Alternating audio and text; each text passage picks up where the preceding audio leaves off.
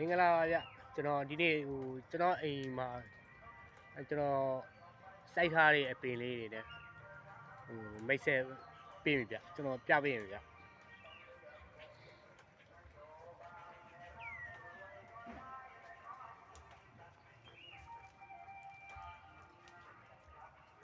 ဒီပြကျွန်တော်စိုက်ထားတာပေါ့နော်ပြီးခဲ့တဲ့6နှစ်9နှစ်လောက်ကတန်ပြပင်လေးတွေ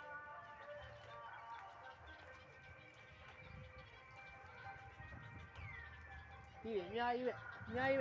ကျွန်တော်စိုက်ထားတာဆိုလိုချင်တာဗျာဘယ်နေရာပဲရောက်တဲ့နေရာလေးမှာကိုအတိပတိုင်လေးစိုက်စားလို့ရှိရင်ထုံငွေလေးနေသွားတာကျွန်တော်စိုက်ထားတဲ့ပင်နဲ့ရှိသေးတယ်ဒါတောက်စလက်ပန်းလေး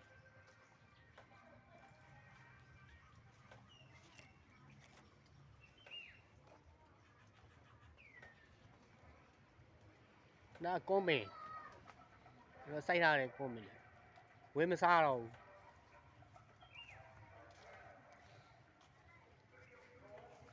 ရှိသေးတယ်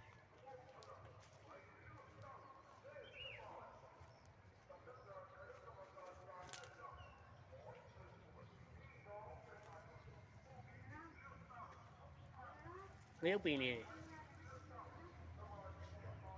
အများကြီးစိုက်ထားတယ်ကျွန်တော်ဝယ်မစားတော့ဘူးဒါကတော့အင်ဂျင်မီတွေပေါ့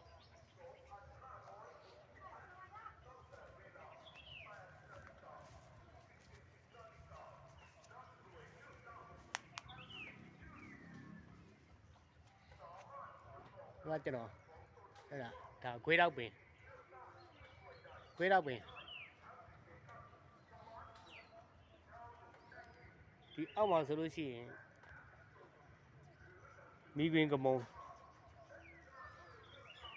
အဲ့ဒီမှာဆိုလို့ရှိရင်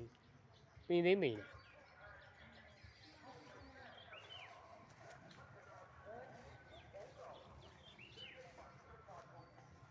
မှာဆိုလို့ရှိရင်စပလင်းပင်နေ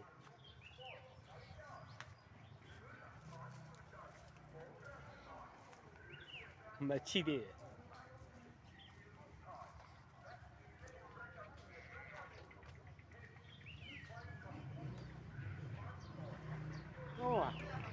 အဲ့ဒီပင်ဆိုလို့ရှိရင်ကြေးကောပင်ဟိုမှာဒါအထေးတိတ်ဝင်နေတာမမြင်ရမှာတော့တဝေးတော့အသီးတွေမမြင်အောင်အသီးတွေတားပဲအသီးနေတာအဲ့လိုပဲဆိုလို့ရှိရင်ကျွန်တော်အဲ့လိုမျိုးစိုက်ထားတာလို့ရှိရင်ကျွန်တော်မှဝေစားကြရမလို့မိသားစုအိမ်နောက်ဘေးဈေးဆိုင်တွေပေါ့ဗျမိတ်ဆွေငယ်ချင်းတွေဒီလိုမျိုးလေးတွေကိုရောက်တဲ့နေရာလေးမှာပြင်းပြင်းနဲ့အချိန်လေးကိုလူပြီးတော့အချိန်ဆိုတာကတော့အရန်တန်ဖို့ရှိတယ်အဲ့ဒီစီလေးကိုစိုက်ပြထားလို့ရှိရင်ပြီးရင်ထုတ်ငွေကကျွန်တော်တို့နင်းသွားပါပေါ့နော်အဲ့ဒါကျွန်တော်မိတ်ဆက်ပေးတာပါဗျာကျေးဇူးတင်ပါတယ်